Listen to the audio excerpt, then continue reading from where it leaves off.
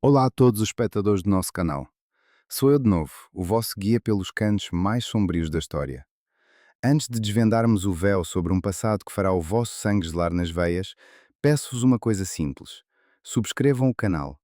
Cliquem no sininho para não perderem as investigações que vos farão ver o mundo de uma nova maneira. O vosso apoio é a única luz na escuridão em que estamos prestes a mergulhar. Hoje não falamos apenas de história. Falamos do pecado original que, talvez, esteja na base da própria civilização no continente americano. Condenamos os assassinos em série, os seus nomes provocam repulsa e medo. Mas e se uma cultura inteira, a primeira grande cultura da América, tivesse sido construída sobre um ritual tão horrível quanto os atos dos piores maníacos da atualidade? E se o canibalismo não fosse apenas um ato de desespero, mas a forma mais elevada de adoração? Partimos para uma época que dista de nós 13 mil anos, para um mundo onde os glaciares ainda cobriam o norte e bestas gigantescas vagueavam pelas planícies infindáveis. Este é o mundo da cultura Clovis, os primeiros caçadores da América. Mas hoje vamos colocar a questão: eram eles apenas caçadores?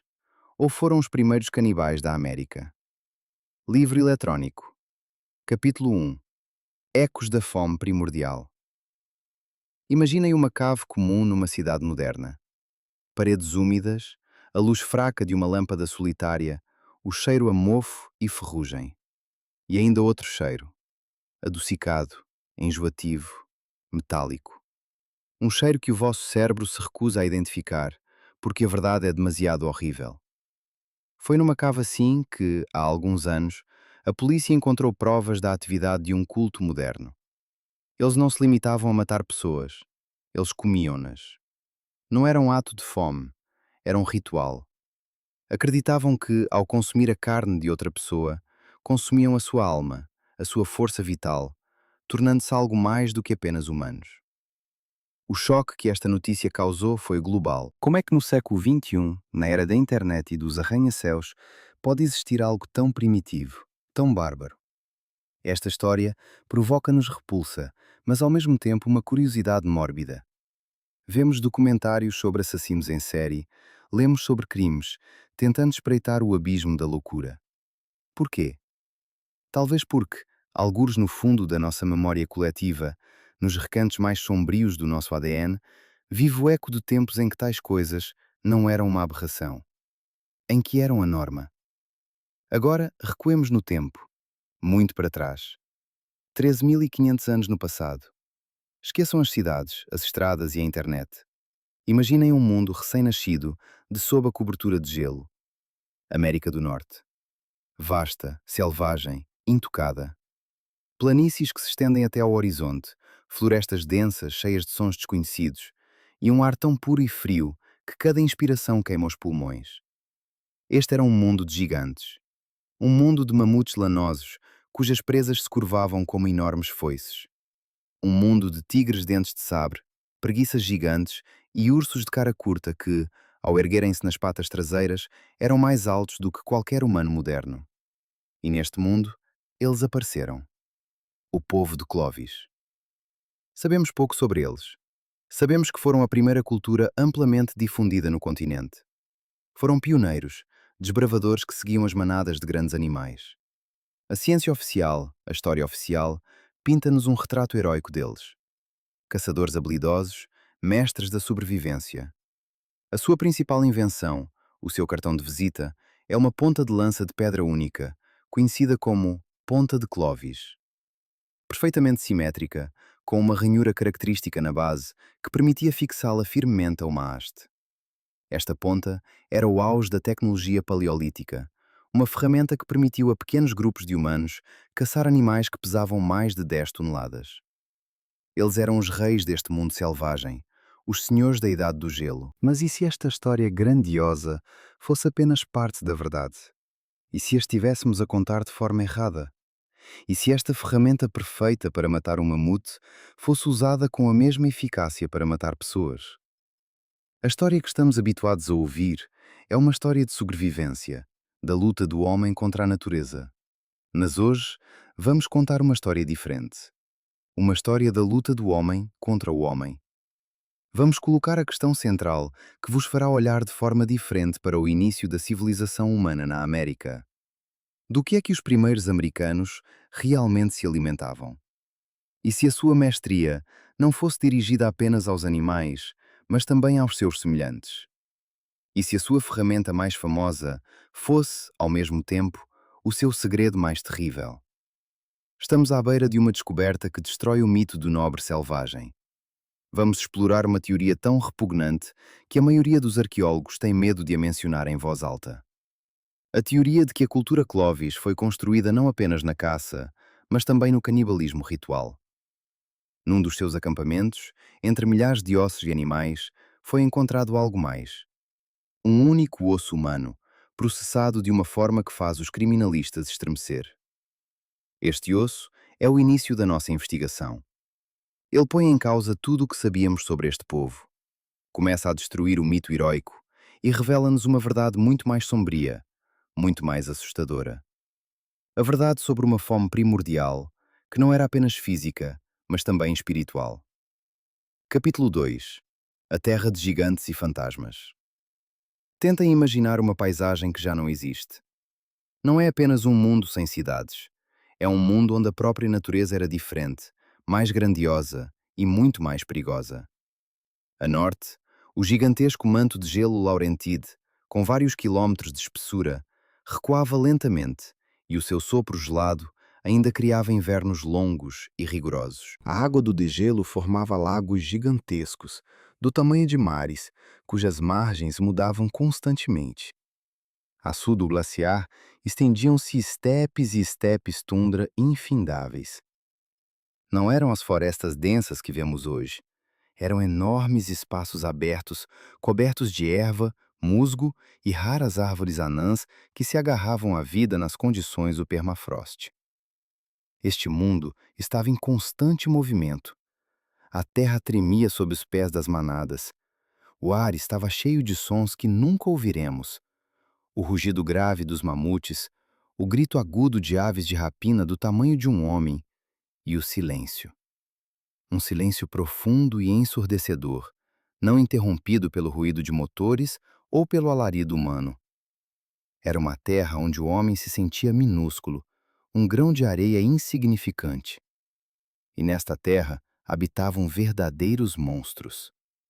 Não dragões míticos, mas bestas reais de carne e osso que fariam um humano moderno ficar paralisado de terror. O principal ator nesta arena era o mamute colombiano. Era maior que o seu parente, o mamute lanoso, e podia atingir 4 metros de altura, pesando mais de 10 toneladas. As suas enormes presas não eram apenas um adorno, mas uma arma mortal. Ao seu lado, pastavam os mastodontes, mais pequenos, mas mais robustos, que preferiam áreas florestais. Os predadores deste mundo pareciam saídos de pesadelos. O gato dentes de sabre, o Smilodon, era uma máquina de matar, com caninos de 20 centímetros de comprimento, concebidos para rasgar as gargantas de grandes animais. O urso gigante de cara curta era talvez o maior mamífero predador terrestre da época. Era mais rápido que um grizzly moderno e tinha um olfato tão poderoso que conseguia sentir o cheiro de carcaças a dezenas de quilômetros de distância. E havia também os lobos terríveis, maiores e mais fortes que os modernos, e os leões americanos, que superavam em tamanho os seus parentes africanos.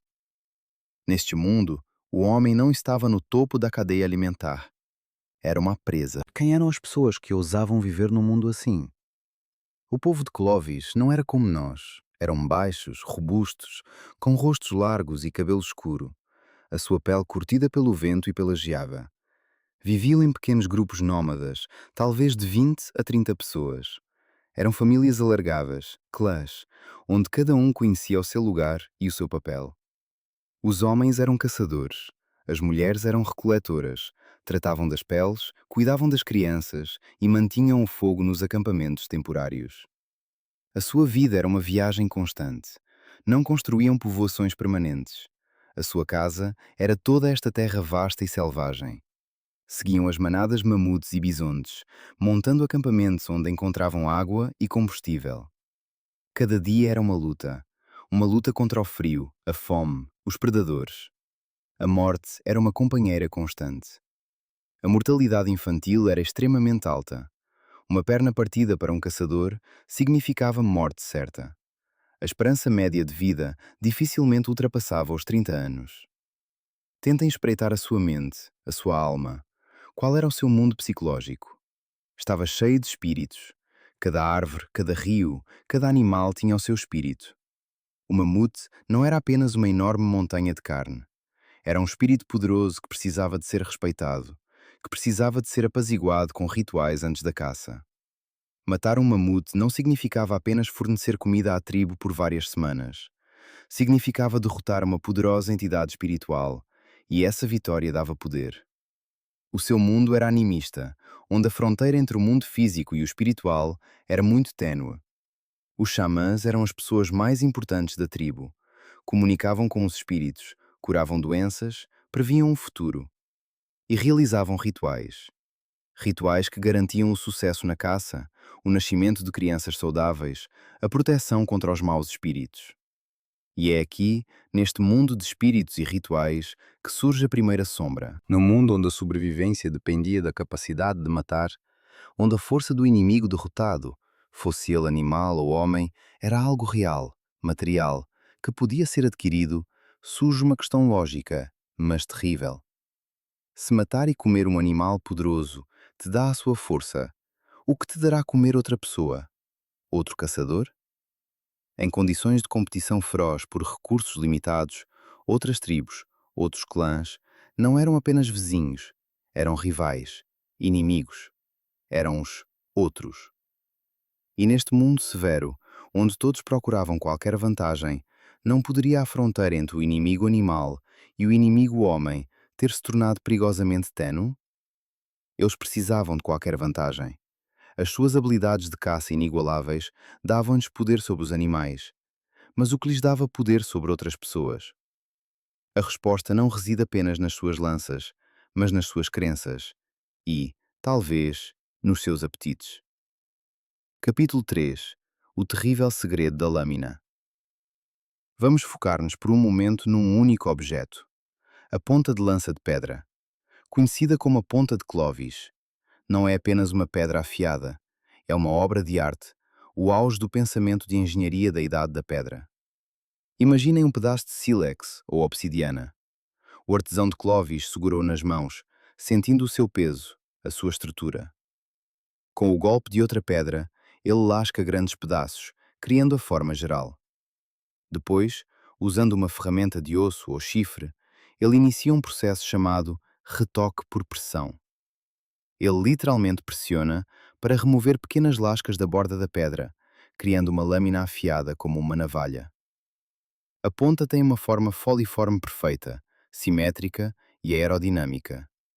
Mas a sua principal característica, a sua invenção genial, é a ranhura, ou flauta.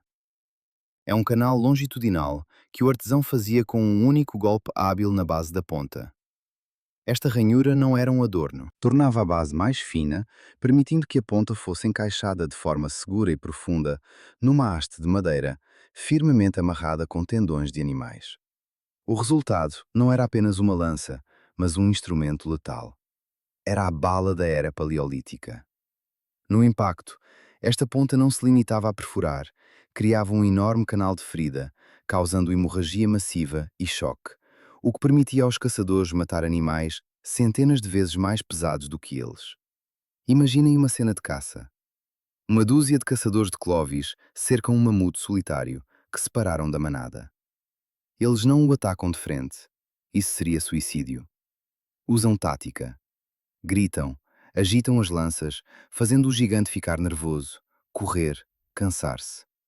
Então, no momento certo, um deles corre e desfere um golpe rápido e preciso no flanco, visando os órgãos vitais. A ponta de Clovis perfura facilmente a pele grossa e os músculos. O caçador salta para trás e o mamute, rugindo de dor e fúria, continua a correr, deixando um rasto de sangue para trás. Os caçadores não o perseguem imediatamente. Esperam. Seguem-no durante horas, por vezes dias, até que o animal, enfraquecido pela perda de sangue, caia. Era um trabalho brutal, sangrento, mas eficaz, que exigia uma coragem incrível, coordenação e um profundo conhecimento da anatomia animal. Esta é a versão oficial que encontrarão nos manuais. E agora, vamos transferir-nos do majestoso campo de caça para um acampamento sujo da tribo, para um lugar que os arqueólogos chamam de restos de cozinha, essencialmente uma antiga lixeira. Aqui encontramos milhares de ossos de animais abatidos, mamutes, bisontes, veados. E entre eles, em vários acampamentos espalhados por todo o continente, os arqueólogos encontram algo que não se encaixa neste quadro: ossos humanos. E não são enterros. Os ossos não estão numa sepultura em ordem anatómica. Estão partidos, misturados com ossos de animais, e têm marcas estranhas. E aqui entra em cena o nosso guia moderno, o antropólogo forense. Um homem habituado a ler as histórias escritas nos ossos. Ele pega num fémur humano de um sítio Clovis. Para um olho não treinado, é apenas um osso velho, mas para ele é um livro escrito na linguagem da violência. Olhem para aqui, diz ele, apontando para arranhões finos e paralelos perto da articulação. São marcas de uma faca de pedra, marcas de desarticulação. O corpo foi desmembrado, tal como desmembravam a carcaça de um bisonte. Depois, aponta para o meio do osso, onde está esmagado. Isto não é uma fratura acidental. O golpe foi desferido propositadamente, com um objeto pesado, para chegar à medula óssea. A medula óssea é uma substância extremamente nutritiva. Faziam isto com os ossos de todos os grandes animais.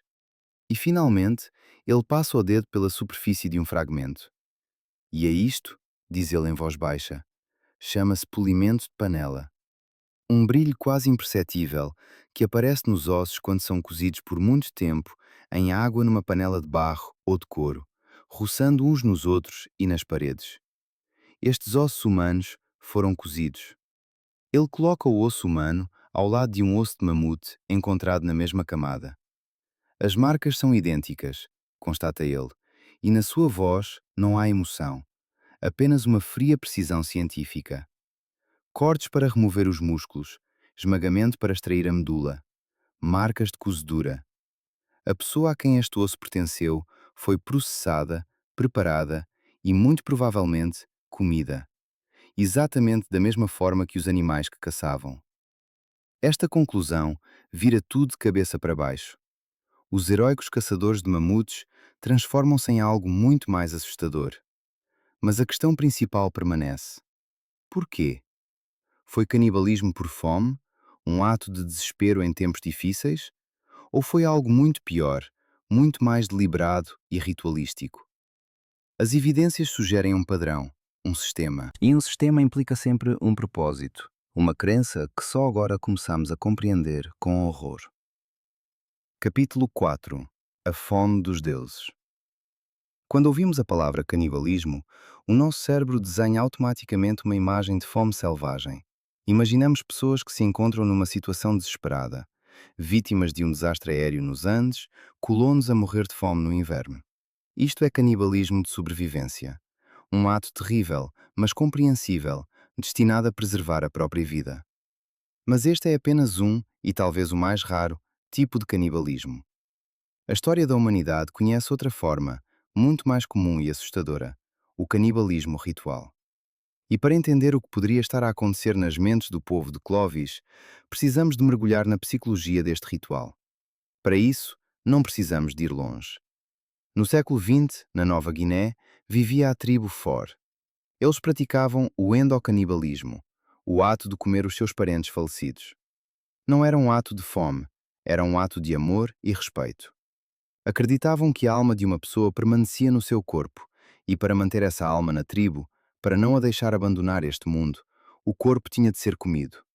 As mulheres e as crianças comiam geralmente o cérebro, os homens, os músculos. Era um ato profundamente espiritual que unia os vivos e os mortos. Outro exemplo são algumas culturas mesoamericanas, como os astecas. Eles praticavam o exocanibalismo, o ato de comer inimigos capturados. O guerreiro cativo era sacrificado aos deuses, o seu coração era arrancado e o corpo era depois cozinhado e comido durante um banquete ritual. Acreditavam que desta forma não só honravam os deuses, mas também absorviam a força, a coragem e o espírito de luta do inimigo derrotado. Comer o coração do inimigo não era uma metáfora, mas uma ação literal. Agora, voltemos ao povo de Clovis, ao seu mundo cheio de espíritos e poder. Vamos avançar uma hipótese. E se para eles o canibalismo fosse uma combinação de ambas as práticas? E se acreditassem que a força era uma entidade física contida na carne de um ser vivo? Quando matavam um mamute, não estavam apenas a obter carne, estavam a derrotar o seu espírito, e ao comer a sua carne, absorviam uma parte da sua força gigantesca. Agora imaginem outra tribo, igualmente habilidosa e forte. São concorrentes por território, por comida. São inimigos. Matar um guerreiro de outra tribo é uma vitória. Mas simplesmente deixar o seu corpo a apodrecer é um desperdício. Não material, mas espiritual. A sua força, a sua coragem, as suas habilidades como caçador permaneceriam na sua carne. E para obter essa força, ela precisava de ser absorvida. Comer o seu coração para se tornar mais corajoso. Comer o seu cérebro para se tornar mais astuto. Comer os seus músculos para se tornar mais forte. Isto não é matar por comida. É um ritual de transferência de poder. Tenta imaginar este ritual. É de noite. O acampamento de Clovis é iluminado apenas pela luz bruxuleante de uma grande fogueira. As sombras dançam nos rostos das pessoas. No centro do círculo jaz o corpo do inimigo morto. O xamã, vestido com peles e adornado com ossos de animais, começa a cantar. É um canto baixo, gutural, que imita os sons da natureza. O rugido de um urso, o uivo de um lobo.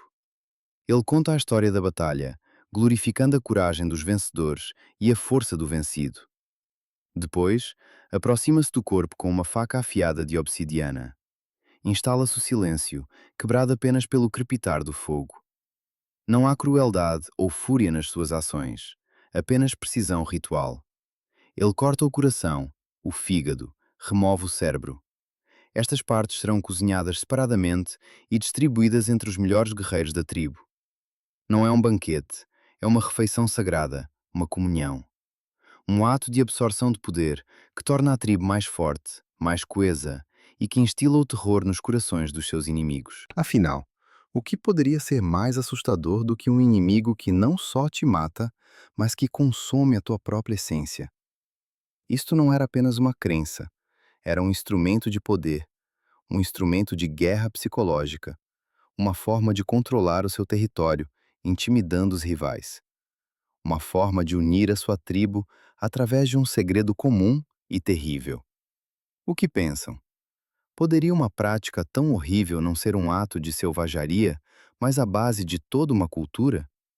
Escrevam as vossas teorias nos comentários abaixo.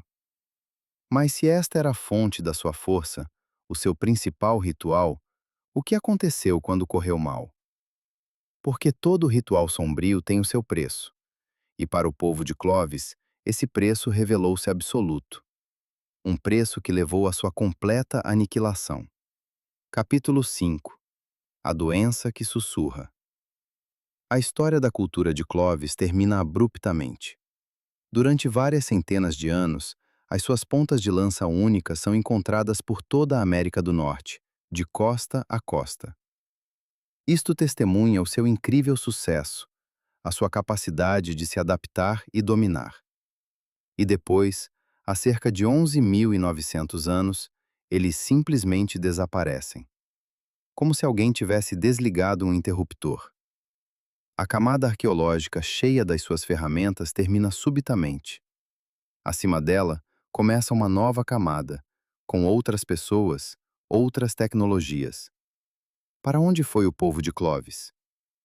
Este é um dos maiores mistérios da arqueologia americana. Existem várias teorias clássicas que tentam explicar isto. A primeira é a hipótese da caça excessiva.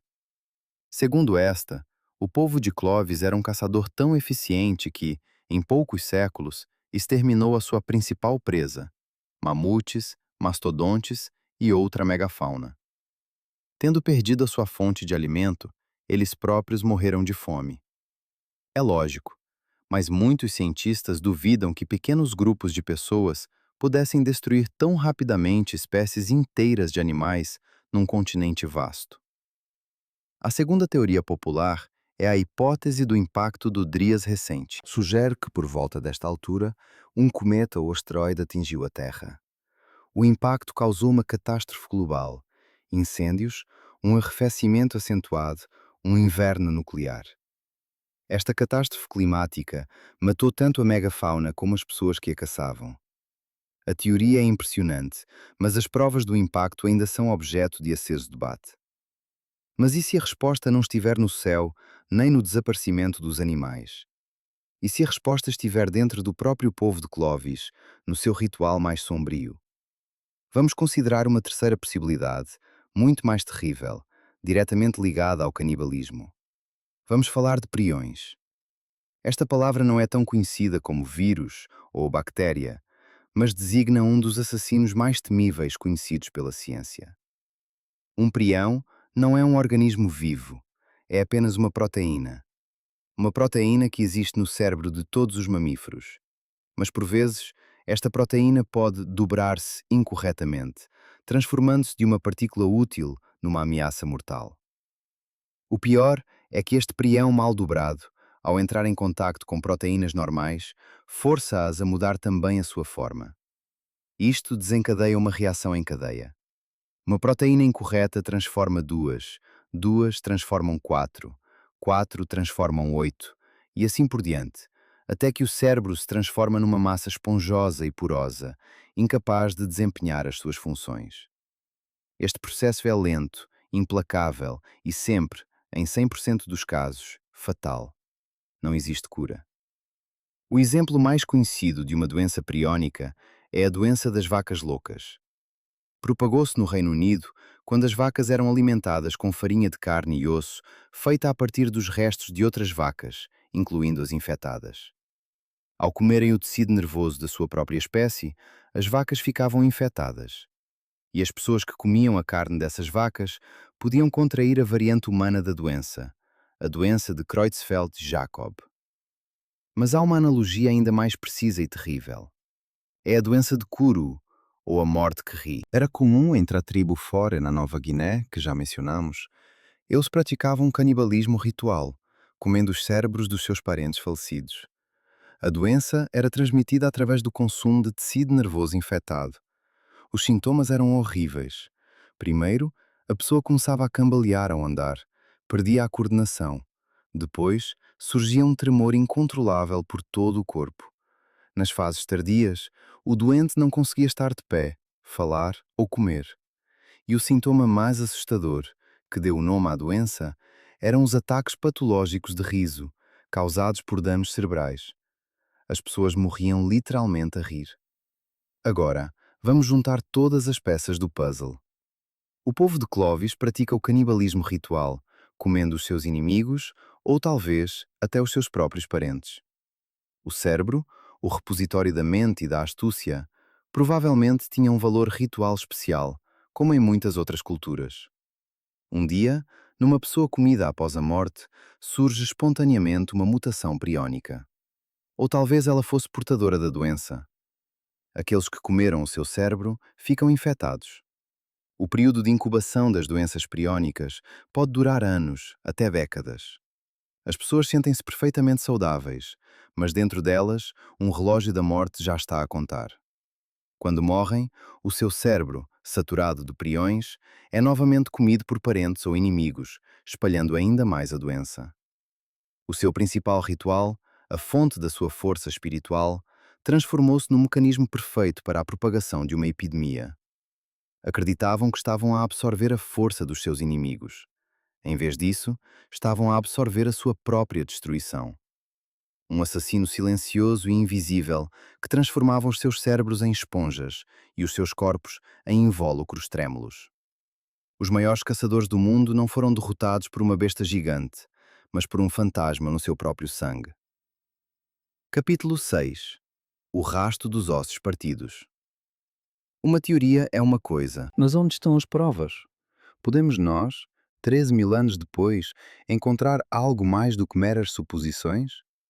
Vamos aprofundar as provas materiais, as testemunhas silenciosas deixadas na Terra. A arqueologia é uma ciência que exige precisão. Por isso, não vamos nomear locais específicos e controversos para não entrar em debates académicos. Em vez disso, vamos chamá-los condicionalmente. O acampamento perto do desfiladeiro, o achado perto do leito do rio, são imagens generalizadas de locais reais onde foram feitos achados perturbadores, sobre os quais não se gosta de falar em palestras populares. E mais uma vez, o nosso guia será um antropólogo forense. Ele dispõe cópias dos achados sobre uma mesa, como um procurador a apresentar provas em tribunal. O seu primeiro caso, marcas de faca. Ele pega numa réplica de um ombro humano. Olhem para estas marcas, diz ele, apontando para uma série de arranhões finos e paralelos perto da cabeça da articulação. Estas são marcas clássicas de desmembramento. Uma faca de pedra passou aqui repetidamente para separar o braço do tronco. E aqui, no próprio osso, arranhões longos e longitudinais. São marcas de descarnamento. Os músculos foram cortados do osso da mesma forma que um talhante corta a carne das costelas. Vemos exatamente as mesmas marcas em milhares de ossos de bisontes. Não há qualquer diferença. A segunda prova, extração de medula óssea. Ele pega num fragmento de um fémur. Está partido ao meio. Isto não é o resultado da queda de uma rocha ou da pressão da terra, explica ele. Fizemos uma análise. É uma fratura por impacto. Alguém colocou o osso sobre uma pedra bigorna e bateu-lhe com outra pedra pesada, um martelo. Reparem na linha de fratura em espiral. É um sinal característico de uma fratura num osso fresco, verde. Fizeram isto quando o osso ainda estava cheio de umidade, não anos após a morte. Porquê? Para chegar à medula óssea, uma das substâncias mais calóricas e nutritivas disponíveis para o homem pré-histórico. Era um procedimento padrão no processamento de qualquer animal grande. E como podemos ver, também de um ser humano. A terceira e talvez a prova mais forte, polimento de panela. Ele mostra pequenos fragmentos de um crânio humano. As suas bordas estão ligeiramente arredondadas e a superfície tem um brilho subtil e sedoso. Isto é o resultado de fervura, afirma o antropólogo. Quando os ossos fervem em água durante muito tempo, eles roçam uns nos outros e nas paredes do recipiente. Isto desgasta as arestas afiadas e pola a superfície. Por que ferver ossos humanos? Para extrair os restos de carne, de gordura. Para fazer um caldo. É a fase final do processamento de uma carcaça. E estes fragmentos de crânio foram processados exatamente assim. E a última prova, indireta. A ausência de sepultamento. Nestes acampamentos, onde encontramos ossos humanos processados, não encontramos sepulturas, diz ele. Os ossos estão espalhados caoticamente, misturados com resíduos de cozinha, ferramentas partidas, ossos de animais. Estes restos humanos não foram tratados como um parente falecido, mas como lixo, como restos de comida. Claro que toda a teoria tem os seus oponentes. Os céticos apresentam contra-argumentos. Talvez as marcas de faca façam parte de um ritual de limpeza dos ossos antes do enterro, e não de processamento para a alimentação? Talvez os ossos tenham sido esmagados por predadores que desenterraram uma sepultura. Talvez seja tudo apenas uma coincidência. E não podemos condenar toda uma cultura com base em alguns ossos? O antropólogo ouve isto pacientemente e depois responde. Cada uma destas provas, isoladamente, pode ser explicada de outra forma. Mas quando as encontramos todas juntas, no mesmo local, no mesmo conjunto de ossos, a probabilidade de coincidência torna-se astronomicamente pequena. Marcas de desmembramento, descarnamento, esmagamento para extração de medula, vestígios de fervura e descarte dos restos com o lixo, isto não é um ritual funerário. É o processo completo de processamento de uma carcaça. Os ossos não mentem. Eles contam uma história. Uma história sobre como uma pessoa foi caçada, morta, desmembrada, cozinhada e comida. Mas quem eram estas vítimas? A resposta a esta pergunta abre um novo e ainda mais profundo nível de horror no mundo de Clovis. Capítulo 7. Predadores e presas. Temos de abandonar a noção moderna de povos ou nações. A cultura de Clovis não era uma sociedade única e monolítica. Não era um povo, mas sim um complexo tecnológico, um conjunto de conhecimentos e habilidades espalhados por um vasto território. Na realidade, eram centenas, se não milhares, de grupos e clãs separados e independentes que vagueavam pelo continente. E as relações entre estes grupos dificilmente seriam amigáveis. Num mundo sem leis, sem autoridade central, onde os recursos eram limitados e a sobrevivência não era garantida, cada grupo estranho era uma ameaça potencial.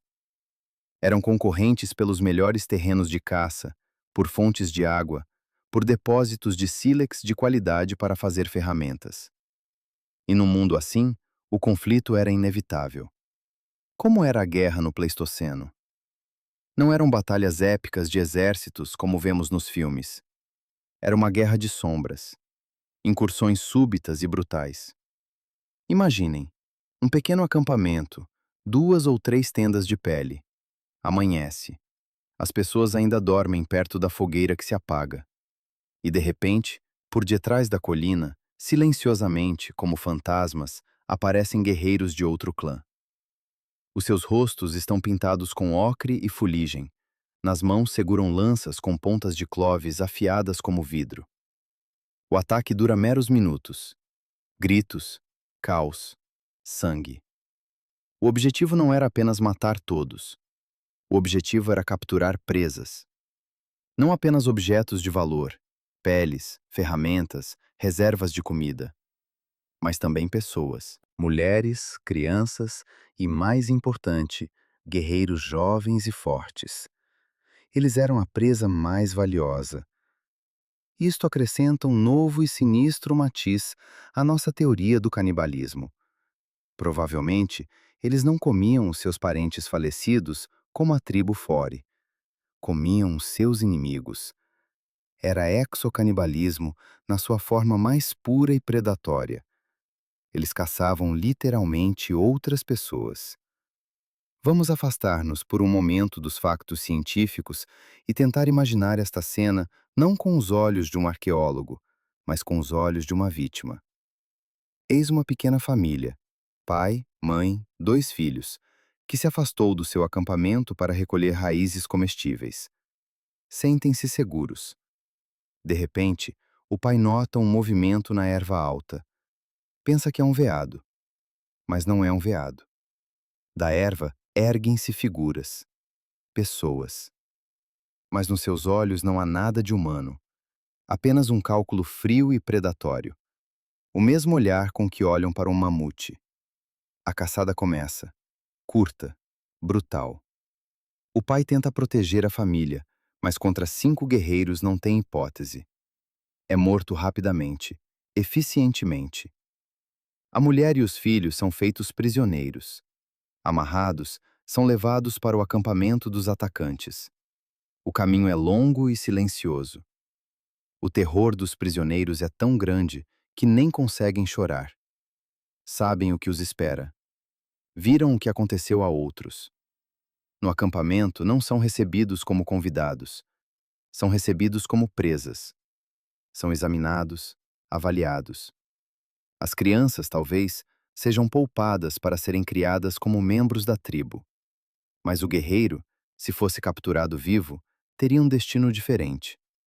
A sua morte não seria apenas um assassinato, mas parte do terrível ritual que descrevemos anteriormente. Tentem imaginar uma sociedade construída sobre tal prática. Isto cria um mundo de desconfiança total e paranoica. Cada estranho é uma ameaça mortal. Cada tribo vizinha não são apenas concorrentes, mas predadores à espera de uma oportunidade para atacar. Não se pode confiar em ninguém fora do seu minúsculo clã. Isto gera um ciclo interminável de violência. A tribo A ataca a tribo B para capturar pessoas para o ritual. A tribo B, enfraquecida mas cheia de sede de vingança, ataca a tribo C. E assim por diante. Este ciclo de violência predatória e consumo ritual tornou-se o motor da sua sociedade. Fortalecia os laços dentro do clã, dava-lhes um sentimento de superioridade e instilava o terror nos que os rodeavam. Mas era um motor que funcionava com o seu próprio combustível, e esse combustível começou a esgotar-se. A doença, transmitida através deste ritual, já tinha começado o seu trabalho invisível, afetando não apenas os corpos de indivíduos, mas a própria alma desta cultura. Capítulo 8. A última profecia do xamã. Uma epidemia de doença priónica não é como a peste ou a gripe. Não eclode subitamente, matando milhares em poucas semanas. É um horror lento e rastejante que se estende por gerações. Imaginem os primeiros casos num dos clãs Clovis. Um caçador de sucesso, conhecido pela sua mão firme e olho aguçado, de repente começa a falhar. As suas mãos tremem. Ele não consegue manter o equilíbrio, cai em terreno plano. No início, a tribo pensa que é uma fraqueza temporária, mas ele fica cada vez pior. Ele perde a capacidade de falar, o seu olhar torna-se vazio. Por vezes, começa a rir sem motivo, de forma assustadora. Ele, o orgulho da tribo, transforma-se numa criança indefesa e trêmula. E depois morre. A sua morte é provavelmente acompanhada por um ritual, e o seu cérebro é comido pelos seus filhos e irmãos para herdarem a sua força, sem suspeitarem que estão a consumir um veneno que, dentro de 10 a 15 anos, se manifestará também neles. Vejamos esta tragédia através dos olhos de um xamã. Ele é o líder espiritual, um homem que vê as ligações entre o mundo dos humanos e o mundo dos espíritos. Ele vê o seu povo, os caçadores mais fortes, a começar a tropeçar e a cair. Ele vê como a doença do tremor, ou a morte risonha, atinge um guerreiro, depois outro. Não se parece com as doenças comuns. Não há febre, nem erupção cutânea, nem tosse. A mente da pessoa simplesmente se apaga e o corpo traia. Como poderia uma cultura pré-histórica interpretar uma doença neurodegenerativa? Claro, como uma maldição. O xamã vê nisto a vingança dos espíritos. Talvez os espíritos dos animais que mataram em demasia se tenham zangado. Ou, o que é ainda mais assustador, são os espíritos dos inimigos que comeram. Eles vingam-se do outro mundo, tirando a mente e a força daqueles que consumiram a sua carne. O seu ritual mais poderoso, a fonte do seu poder, virou-se contra eles. O que faz um xamã quando a tribo é atacada por espíritos malignos? Ele tenta apaziguá-los. Ele realiza rituais ainda mais complexos, ainda mais elaborados. Talvez decidam que, para vencer a maldição, precisam de mais força. E, portanto, precisam de realizar o ritual de canibalismo mais uma vez, mas com um inimigo mais forte. Eles atacam um clã vizinho, capturam o seu melhor guerreiro, realizam o ritual com ainda mais esmero. Mas a doença não recua. Pelo contrário, espalha-se ainda mais depressa. Cada novo ritual que, na sua opinião, os deveria salvar, na verdade apenas adiciona lenha à fogueira da epidemia, infectando cada vez mais pessoas. E então, um dia, durante um transe, comunicando com os espíritos, o xamã vê a terrível verdade. Ele vê os assassinos invisíveis que se escondem na carne que comem. Ele compreende que a fonte da maldição é o próprio ritual. A força que roubavam transformou-se em veneno. Ele vai ter com a sua tribo, os seus olhos a arder de horror e revelação. E ele profere a sua última e desesperada profecia. Temos de parar. A carne que comemos carrega uma sombra. Os espíritos dos devorados estão a devorar-nos por dentro. Temos de abandonar os velhos caminhos, ou os fantasmas dos comidos devorar-nos-ão a todos. Mas já é tarde demais.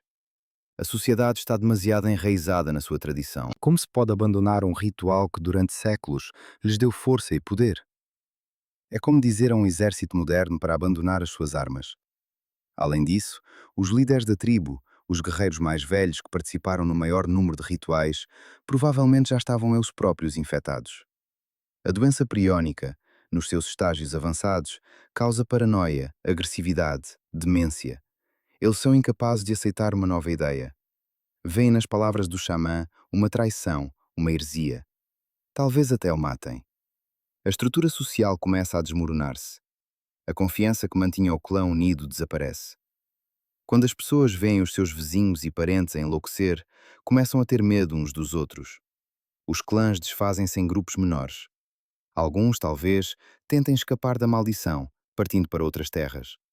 Outros, num ataque de paranoia, atacam os vizinhos, acusando-os de feitiçaria. A grande cultura Clovis, minada por uma proteína microscópica, começa a devorar-se a si mesma por dentro.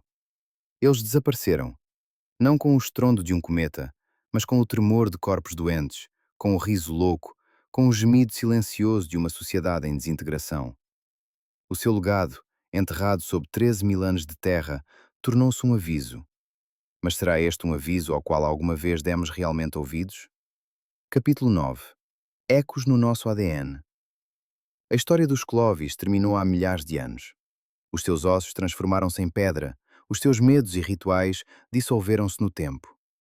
Mas será que a escuridão que eles possivelmente libertaram desapareceu realmente com eles? Ou será que apenas mudou de forma, adaptou-se e continua a viver entre nós, na nossa civilização? Voltemos à seita canibal moderna do primeiro capítulo. Aos assassinos em série, cujos crimes estudamos com horror e curiosidade. Aos cantos escuros da internet, onde as pessoas partilham as suas piores fantasias. O que é isto senão uma manifestação do mesmo impulso primitivo, da mesma capacidade para a crueldade extrema, que talvez tenha sido a base da cultura Clovis? Gostamos de pensar em nós mesmos como pessoas civilizadas.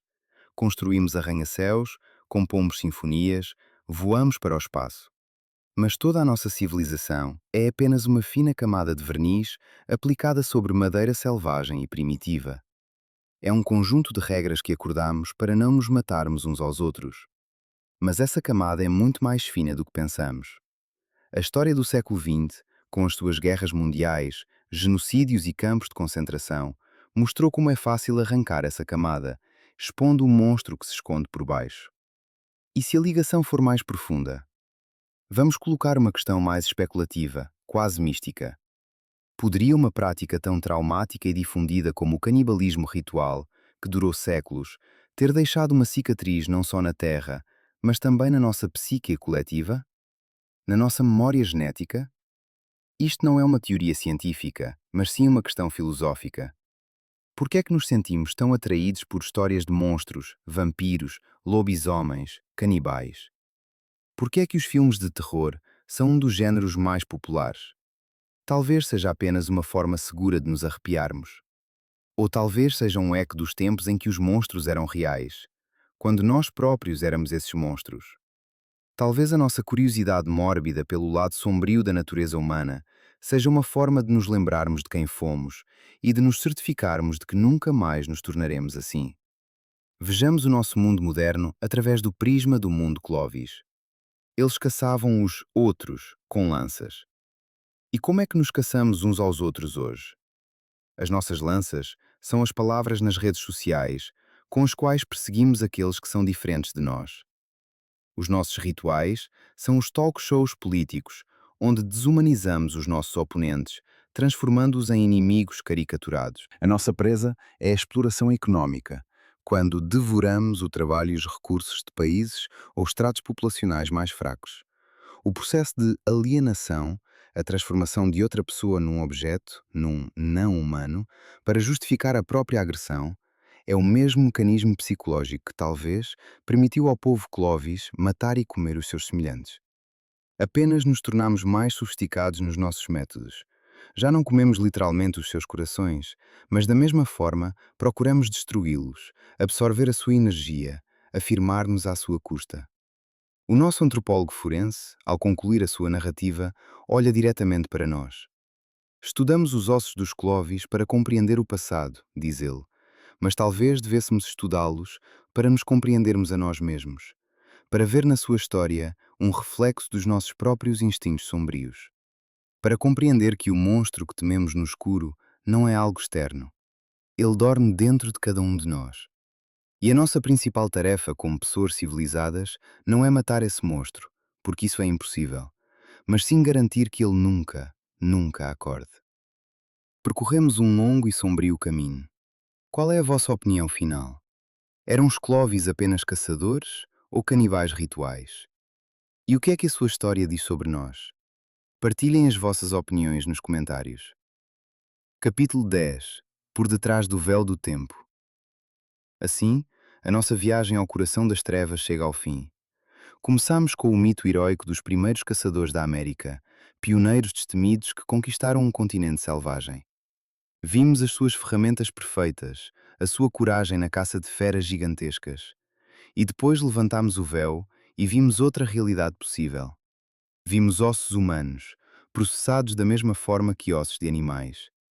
Ouvimos a teoria arrepiante sobre o canibalismo ritual, não como um ato de fome, mas como uma refeição sagrada, uma forma de absorver a força do inimigo. E, finalmente, consideramos a terrível hipótese de que foi precisamente este ritual, a sua fonte de poder, que se tornou a causa da sua extinção, espalhando uma epidemia invisível de doença priónica que transformou os seus cérebros numa esponja e os varreu da face da terra. Percorremos um caminho da admiração à repulsa, da curiosidade ao medo.